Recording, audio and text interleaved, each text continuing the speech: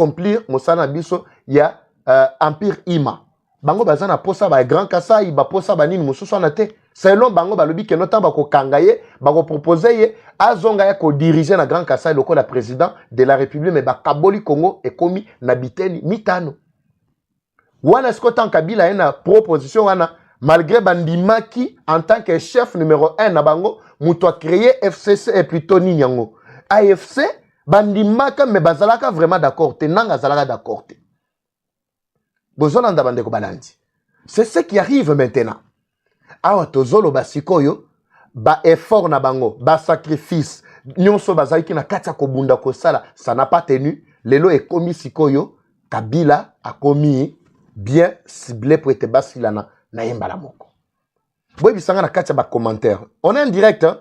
On est en direct avant na tiela bino sikoyo instrumentalisation bokoyoka sikoyo instrumentalisation na bengi lokola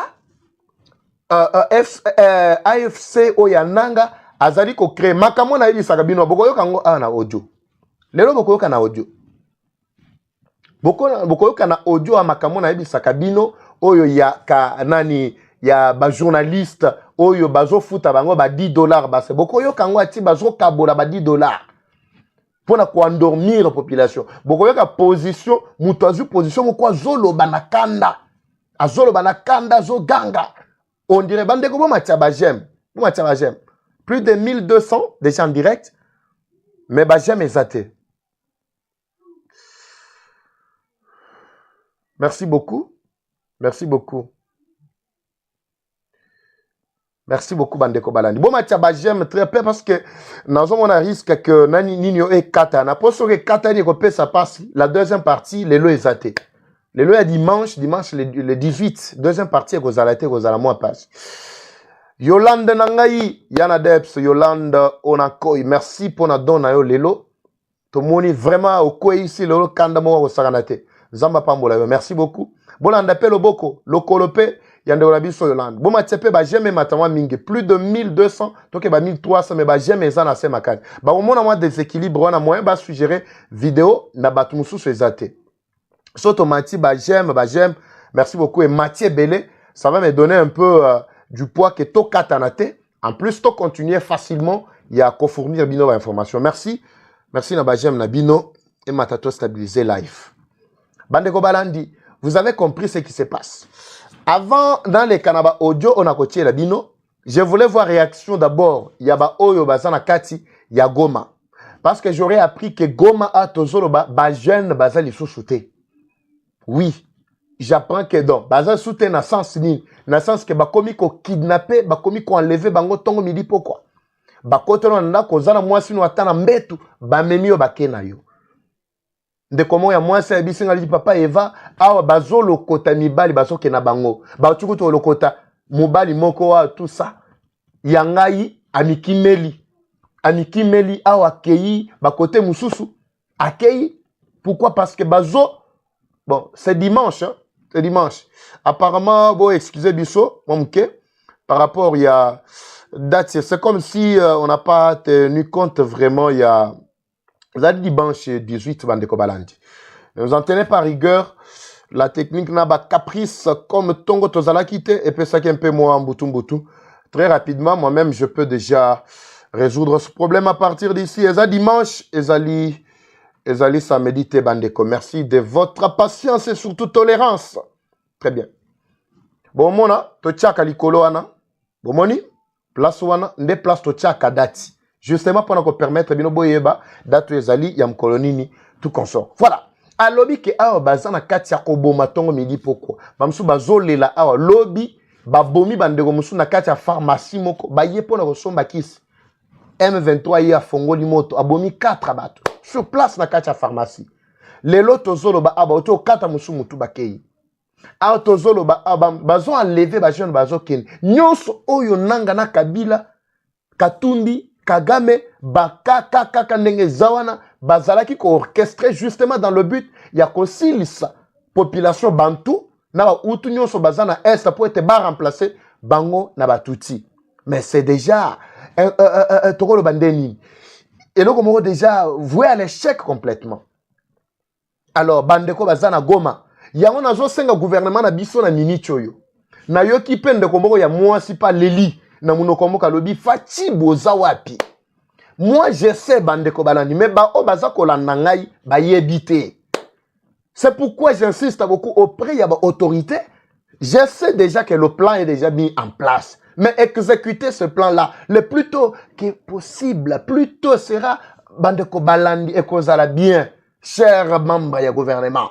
Nayebi ce que vous planifiez, nayebi ce que vous attendez. Moi, je ne peux pas dire ça dans les médias, nayebi. Mais tozo senga na fatia yoka kolela bandeko na biso ya est. Bazole la babina na takwa kutukombo. Ti si saba. Tutaku tozo sila biso tozo sila togo midi pourquoi? Mukuyeni tu mamichunga, mukuyeni tu mamichunga. Ben on a michunga ni mweye gouvernement. On ne compte pas sur soi-disant les généraux, les ceci, cela. Tango toyaka, tolobi makambo ba généraux, tolobi makambo ya ba obotie, na ba commandement, ezana Uvira, ezana kuna na walikale ba 33e région militaire, nyonso, na ba opération bato botie. Tango tolobaka plusieurs fois. Mais vous avez vu, ndeko oyo, akimi na mbongo ya batuana, akimi na mbongo ya batuana, soki nkulu wana, akimi na mbongo ya batu. J'aurais appris qu'il aurait rejoint aussi AFCM 23.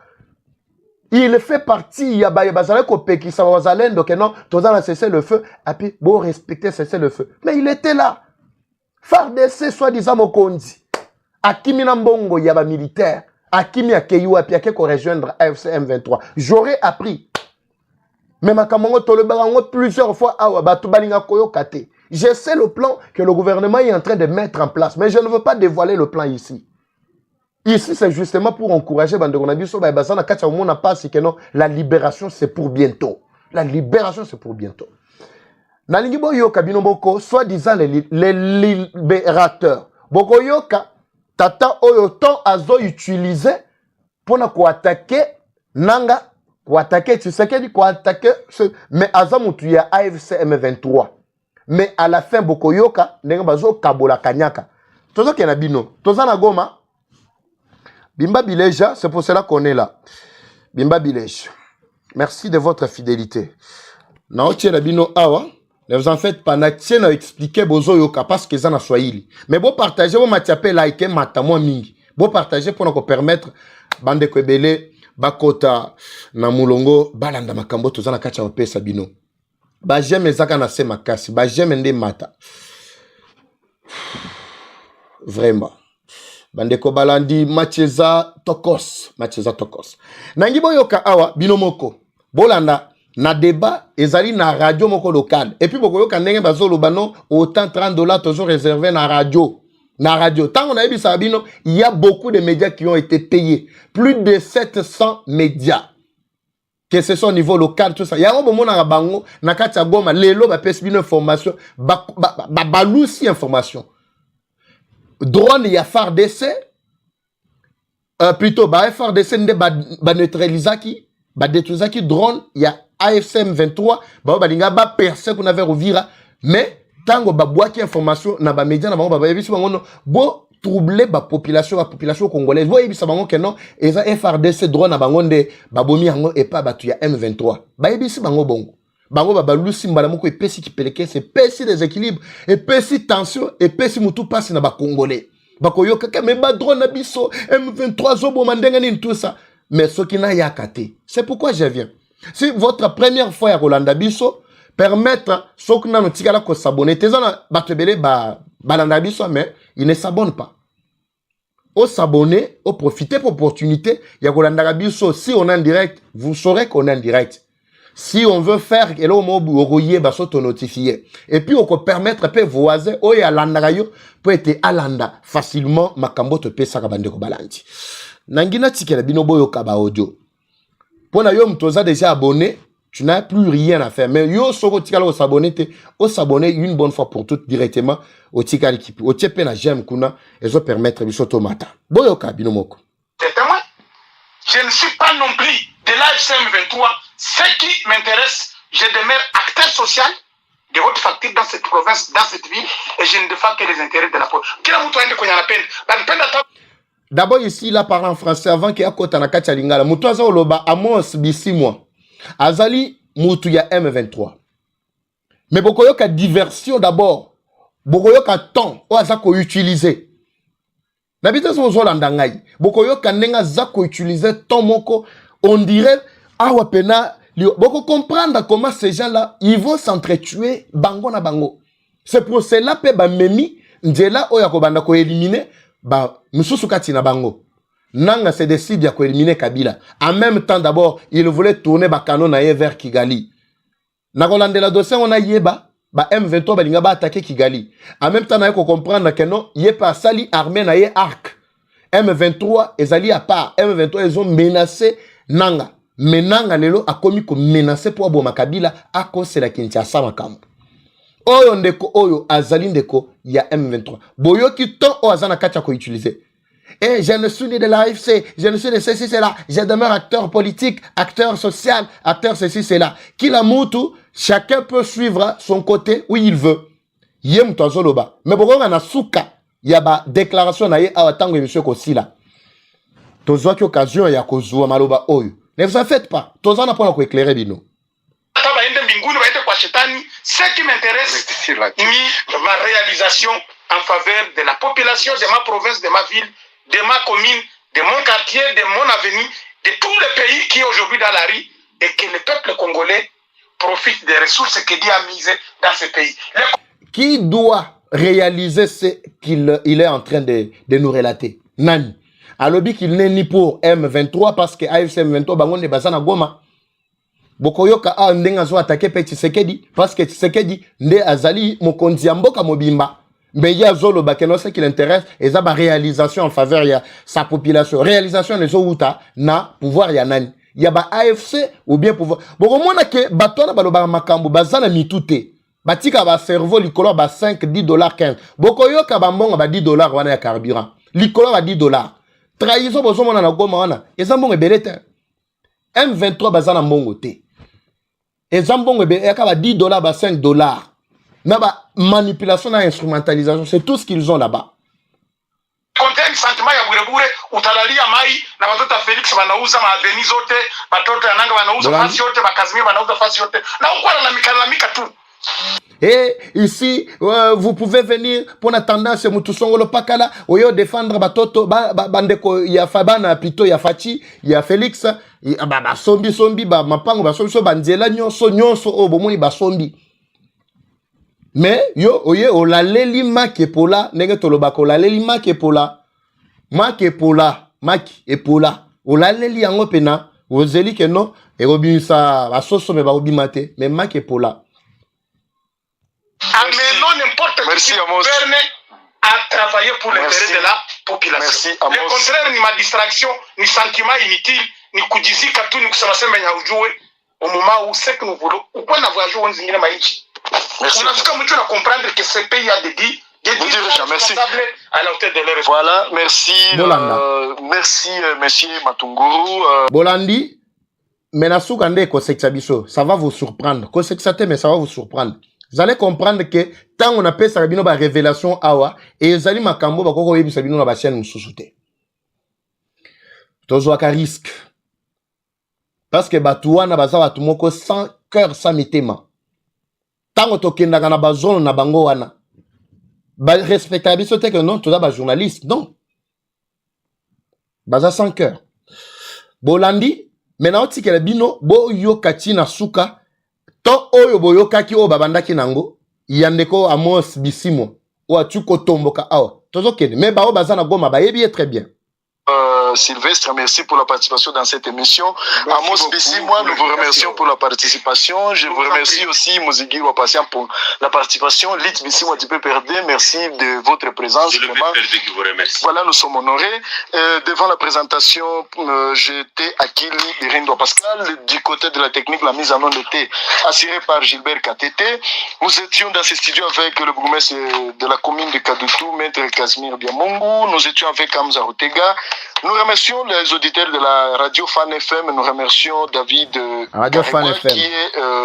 qui est le cordeau de la fondation Fan. Nous remercions aussi également l'honorable Amani Goubertak. Comment dire, honoraire. Mais aussi nous remercions l'ancien gouverneur de la commune de Kadoutou, notre papa Jean-Paul Loabouchi, qui nous suit en ce net moment. Il suit régulièrement cette émission. Merci à toutes les habitants de la ville de Bukavu et de la province du Sud Kivu. Ciao, ciao. Toutes les habitants de la ville à Bukavu, Sud Kivu, partout là-bas. Toutes les habitants. Bolani. Mais tout le monde, ciao, ciao. Asilis. Ciao et à la prochaine occasion. Merci. Cette émission sera rediffusée demain dimanche à partir de 17h, le mardi à partir de 13h et plusieurs fois dans la semaine. Ciao, ciao. Bolani. Shukran. Merci. Émission ici. Munafata batuzie eko mai hapa kazi bolanda basombela biso ata mwa mai ya kokunani bolandi bapesi combien jana zongisa place wana ya kokunani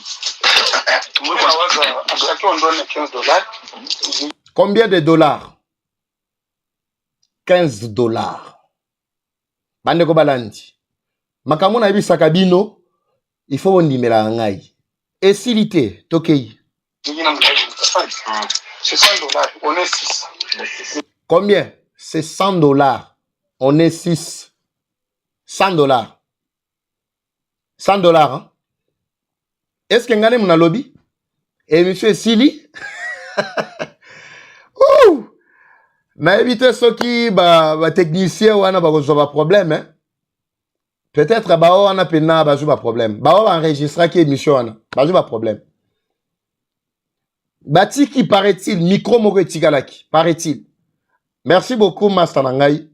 Merci pour na pour na géo Betty et puis moi va bien. 100 dollars 6 personnes. Ndio naona ile kisa mwana wakiana wewe aussi carburant. Yangu itauza carburant. Mais boyoki na kati wana parmi bao bazalaki wana kati wana bango nyonso. 6 ne bazalaki. Et babourgmestre ya commune ya tel et maire de la ville et ceci cela azana kati ya 100 dollars ozo kawana. 100 dollars nde batikeli bango. Pourquoi? Parce qu'ils ont réussi d'abord ya ko collaborer très bien nandeko wana pona ko tromper vigilance ya population, pona ko manipuler opinion pour faire comprendre que non, il n'est ni de ceci ni de cela. Bazan tant on a eu sakabino ke bato bazaba kagame bazaba tuti bazana plan na bango. Mais bato balinga kondima maloba bato ba yebisa bango. Non, nous ne sommes pas là pour la balkanisation. La balkanisation c'est un mot qui ne sortira jamais de nos bouches. Nous sommes là, AFC, c'est la République démocratique du Congo. Et Zalukuta na yebisa kabino plusieurs fois. Bayaka na discours ya bongo na opinion na miso pona ko manipuler opinion. Mais ce qui se passe à l'interne, yango wana. Parce que nous, on disait pour réserver même 30 dollars à la radio. Sans problème. Parce que là, il y a aussi non qui est de l'autre côté. Ils ont à donner à chacun leur 10 dollars. Bolandi, ce n'est plus 15 dollars à Tala le bin. Bon, comme on doit réserver 30 dollars à la radio, mais donner à chacun 10 dollars. Chers soi-disant journalistes, oh, banabatapa, katuna sema, eh, journaliste professionnel, eh, bobale. Monafata, avec quelle mission? Plus de 70 et plus de 700 médias. Mais plus de 700 médias, on a beaucoup mis tout na bobi, mais ça vraiment na bambongo. Non. Bambongo nde yangwana. 100 dollars. 100 dollars. 6 personnes. Tabayoki que non, radio et la balibibe comme ça, il faut beau payer ça. 10 dollars à chacun, ce qui donne pratiquement 60 dollars. 30 dollars ba payer si radio, 10 dollars moussou ba payer si o asenga ki wana carburant. Et si 100 dollars. Et si dossier. Mais après, c'est l'opinion, c'est la population qui a été manipulée, qui a été trompée, qui a été désinformée. Ba payer ça qui bango émission na intégralité na goko tchele binoté. C'est ça, c'est que M23 FC azana kacha kosala. Bozolanda. Moi, je pense que ça suffit. Parce que nous sommes à Setia, nous sommes qui est moulé. Il est déjà parti. Voilà. Dans ces cas, maintenant, en fait, ce qui me fait un jeu, vous avez la parole, musée aussi. Ou on a ces meilleurs qui est tout à l'heure à Carvira. Merci beaucoup, Matungo. Il est du mouvement, c'est quoi?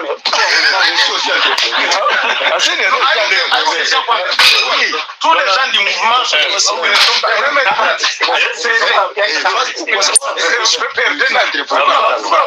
papa, je vais. C'est Kaushi, va tout le monde. C'est Kaushi. Quand on va être dans mon occupation.